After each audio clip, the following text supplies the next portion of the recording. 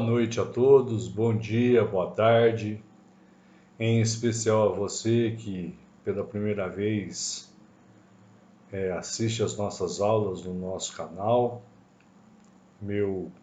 Minhas cordiais saudações. Espero que você goste, espero que você se inscreva, compartilhe, ajude o nosso canal a crescer. E para você, meu amigo, minha amiga, que já me deu a oportunidade de acompanhar o canal, meu muito obrigado, meu agradecimento.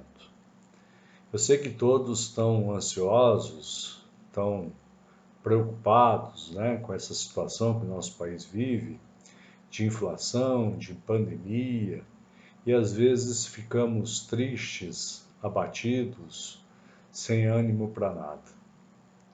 Mas nós vamos encontrar refrigério na palavra de Deus.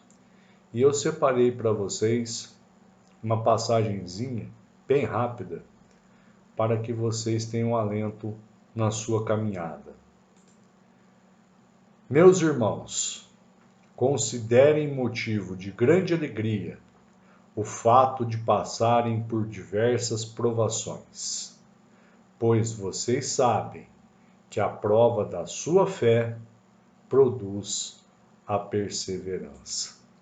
E eu sempre falo que num concurso, numa prova, numa faculdade, a gente tem que ter os 3 P's. O primeiro P é o da paciência. O segundo P é o da perseverança. E o terceiro P, o da persistência.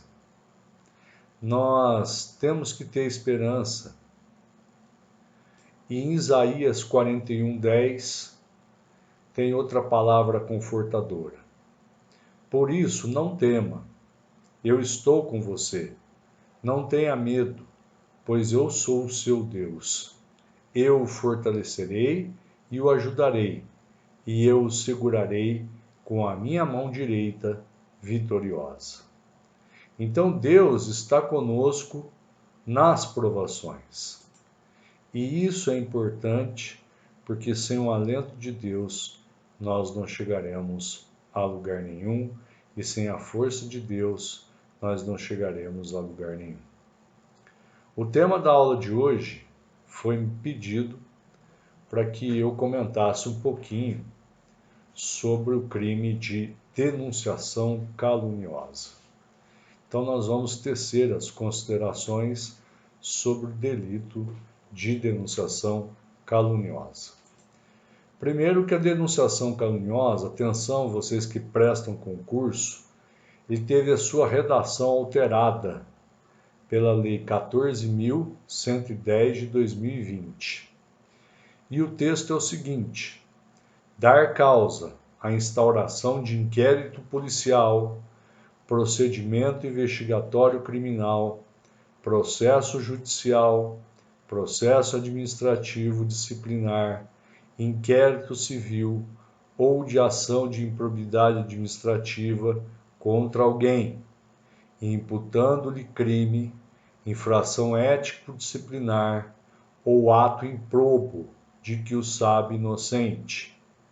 Pena: reclusão de 2 anos a 8 anos e multa. A pena é aumentada de 6ª parte se o agente se serve de anonimato ou de nome suposto.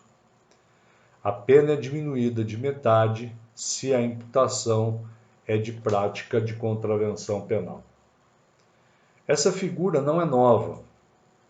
Ela já foi criminalizada no Código Penal do Império de 1830, que figurava nos crimes contra a honra, no seu artigo 235, cuja redação era a seguinte: a acusação proposta em juízo, provando ser caluniosa e intentada de má-fé, será punida com a pena do crime imputado no seu grau mínimo.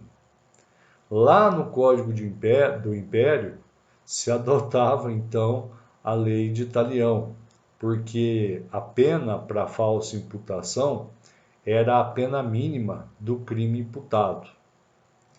Conforme nos ensina o nosso querido jurista Andreucci, o objetivo jurídico do crime de denunciação caluniosa é a proteção da administração da justiça, onde caracteriza-se a denunciação caluniosa quando o indivíduo acusa alguém de ter praticado determinado crime e provoca o judiciário por meio da investigação, de processo judicial, de instauração de investigação administrativa, de inquérito civil ou de ação de improbidade administrativa, tendo este conhecimento da inocência do acusado.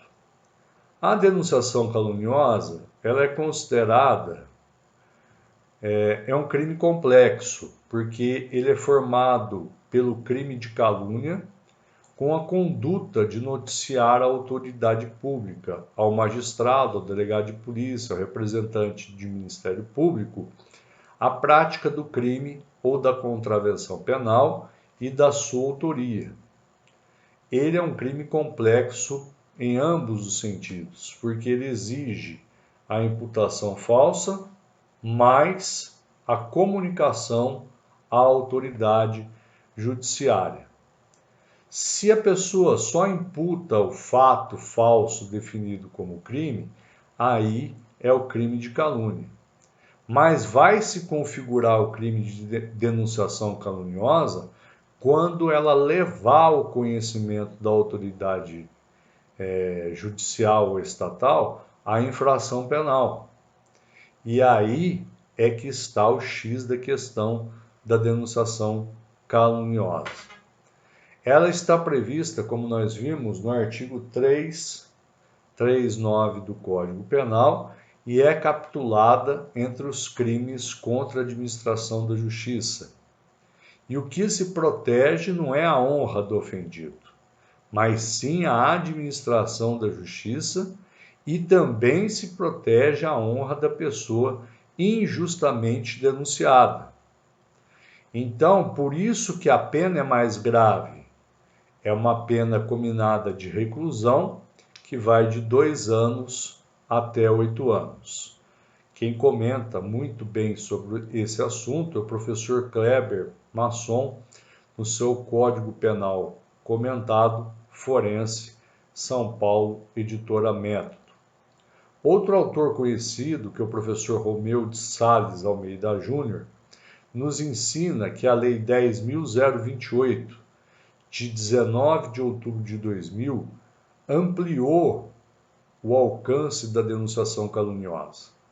Assim, pela redação, o agente deve provocar a instauração de investigação ou de processo judicial ou investigação administrativa, inquérito civil ou ação de improbidade administrativa, seja ela feita por ele próprio ou por terceira pessoa.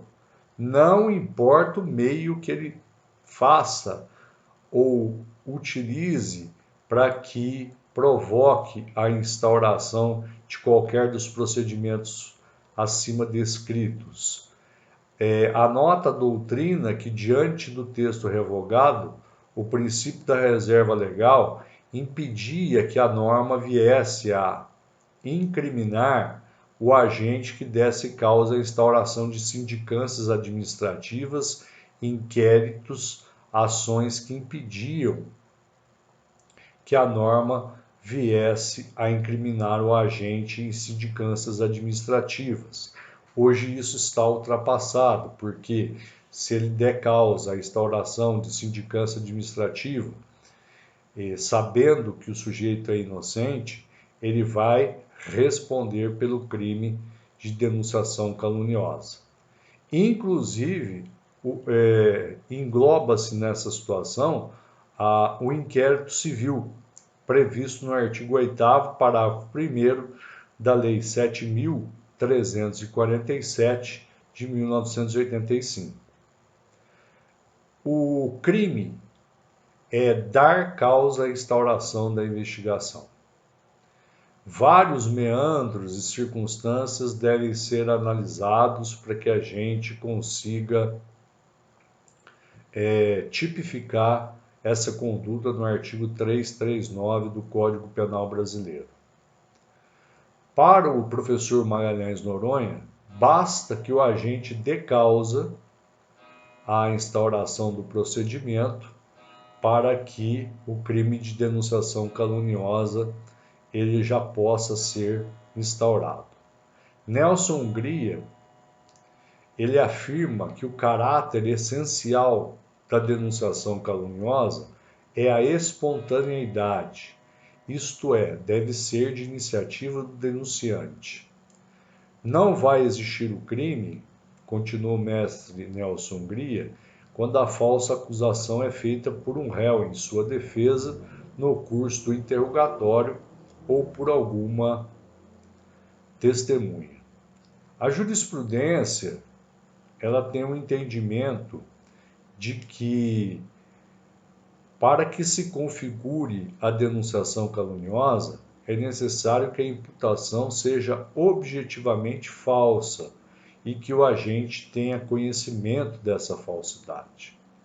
Por isso que os tribunais exigem o dolo direto, a imputação objetiva e subjetivamente falso e a contradição com a verdade dos fatos levantados no processo. O dolo eventual é insuficiente para a configuração do delito, pelo fato que o elemento subjetivo não se pode condenar com o mero risco de produzir um resultado danoso.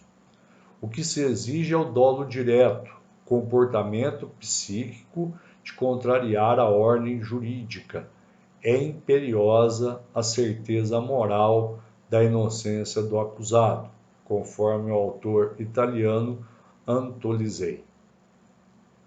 Nesse sentido, o Supremo já teve oportunidade de analisar, conforme se vê no julgado da Revista dos Tribunais, número 463/430, que para ser iniciada a ação penal nos crimes de denunciação caluniosa, é necessário, pelo menos, que tenha sido arquivado o inquérito policial. Porém, outras decisões se posicionam de forma contrária, dizendo que o crime de denunciação caluniosa, embora relacionado com a instauração de inquérito, guarda autonomia. A denúncia, por isso, não está condicionada ao arquivamento da investigação na polícia. Outros elementos idôneos podem arrimar a imputação do Ministério Público.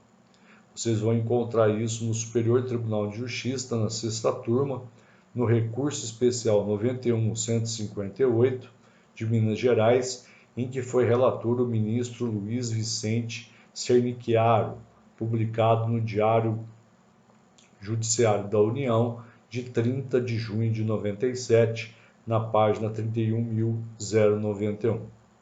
Damaso de Jesus, outro autor bem conhecido, que faz parte do rol dos autores que eu gosto de citar, ele entende, e eu também sou da mesma opinião, que o elemento subjetivo do tipo é o dolo, é a vontade livre e consciente de denunciar caluniosamente a vítima, tendo conhecimento que está dando causa à investigação policial ou processo penal, mas exige um segundo elemento do tipo, contido na expressão de que o sabe inocente.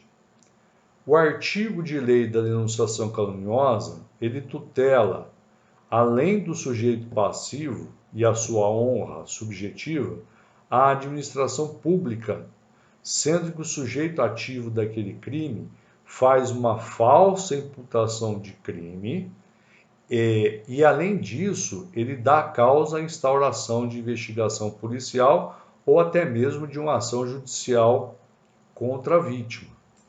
Mas eu quero chamar a atenção de vocês que não é só inquérito policial, é procedimento investigatório criminal, processo judicial, processo administrativo disciplinar, inquérito civil, ação de improbidade administrativa contra alguém sabendo-lhe imputando-lhe crime, infração ético-disciplinar ou ato improbo de que o saiba inocente. Quando nós analisamos esse texto, a Lei 14.110, de 18 de dezembro de 2020, alterou o artigo referente à denunciação caluniosa, por isso achei importante essa aula, acrescentando que o texto também coíbe a conduta ilícita e se configura no caso do criminoso atribuir a uma pessoa que sabe que é inocente o cometimento de uma infração ético-disciplinar ou até mesmo um ato de improbidade. O intuito deste crime, proteger a administração da justiça e evitar que acusações mentirosas movimentem desnecessariamente os entes estatais, como delegacias, tribunais, Ministério Público, para investigar uma pessoa por um crime que ela não cometeu.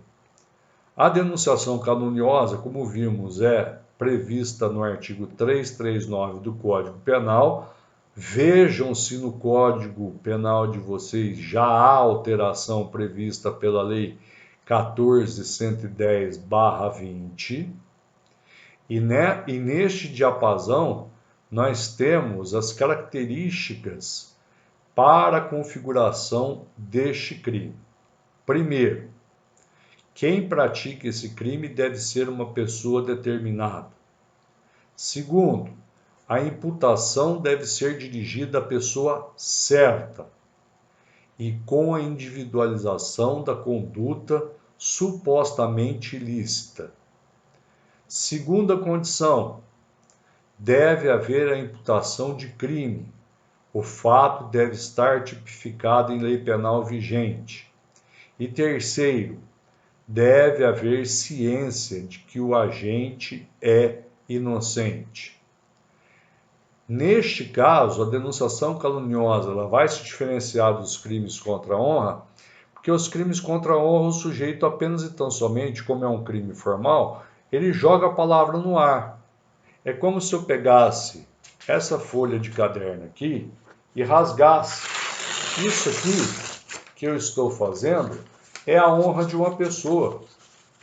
Quando eu corto esse papel aqui em vários pedaços aqui, eu estou rasgando a honra de uma pessoa.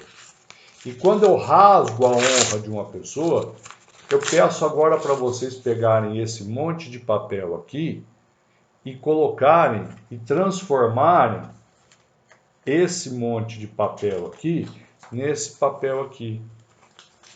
É praticamente impossível, ou é impossível.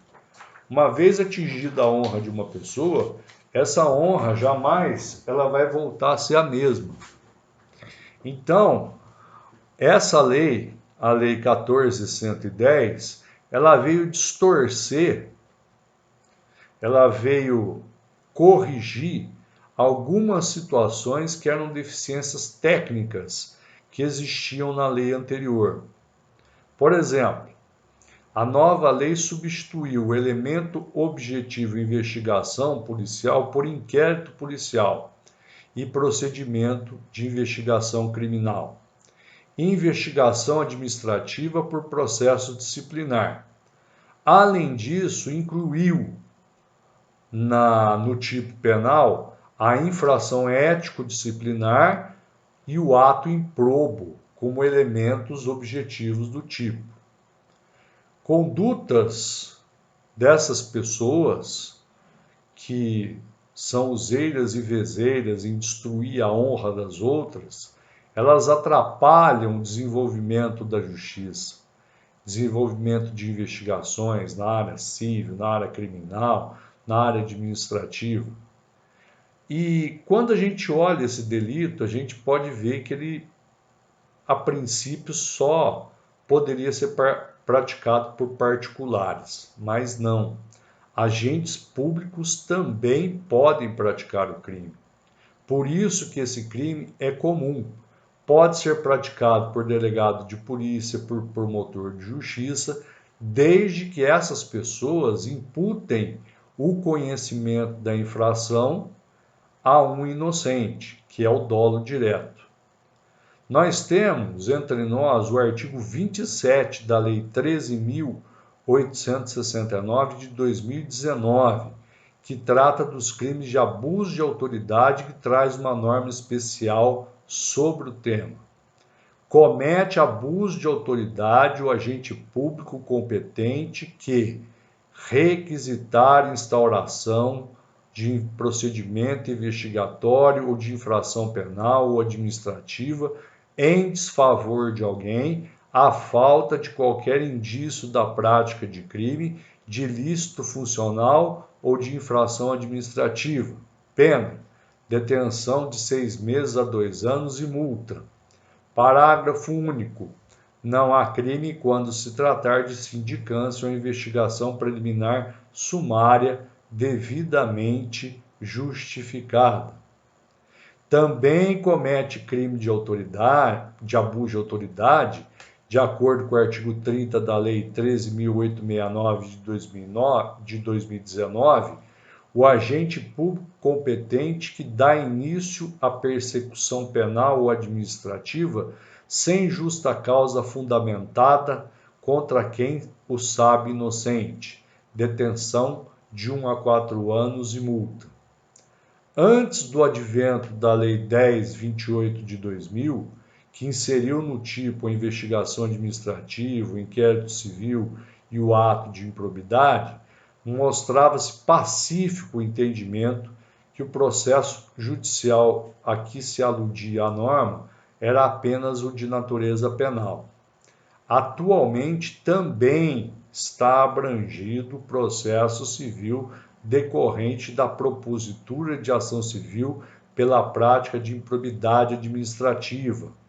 Então, imputar improbidade administrativa a quem se sabe inocente também configura o crime de denunciação caluniosa. A simples instauração de inquérito civil já é o fato que configura o delito. Com muita mais razão deve ser o processo decorrente de uma ação de improbidade administrativa. Processo administrativo, para aqueles que não militam no direito administrativo, é aquele que tramita perante a administração pública para a apuração de uma infração ético-disciplinar. A nova redação não contempla mais a sindicância ou procedimento similar, que normalmente antecedem a instauração do processo administrativo e serve para angariar indícios da prática da infração administrativa. Inquérito civil é o procedimento administrativo inquisitivo instaurado no âmbito do Ministério Público para apuração de fatos que importem violação a direitos coletivos, individuais, homogêneos ou difusos. Geralmente, ele antecede a propositura de uma ação civil pública que é movida para a tutela desses interesses. No caso, o inquérito civil deve ter sido instaurado para a apuração de prática de ato de improbidade administrativa, como deixa claro a parte final do tipo penal. Já a ação de improbidade administrativa é movida para o reconhecimento de infrações de natureza civil descritas na Lei 8.429 de 92, que pode ensejar o funcionário público a perda de bens ou valores acrescidos ilicitamente ao seu patrimônio, reparação integral do dano, quando houver a perda da função pública, suspensão dos direitos políticos, a proibição de contratar com o poder público por determinado tempo e o pagamento de multa. Pode atingir o particular, inclusive empresa que pode agir em concurso com o funcionário público ou pratique o ato improbo ou se beneficie direta ou indiretamente. Portanto, meus queridos seguidores do canal, Vamos lá. Denunciação caluniosa. Sempre se atentar à Lei 14.110 de 2020. Dar causa à instauração de inquérito policial, procedimento investigatório criminal, processo judicial, processo administrativo disciplinar, inquérito civil ou ação de improbidade administrativa contra alguém, imputando-lhe crime, infração ético-disciplinar ou ato improbo que o sabe inocente. Pena: reclusão de 2 a 8 anos e multa. Crime de ação penal pública incondicionada.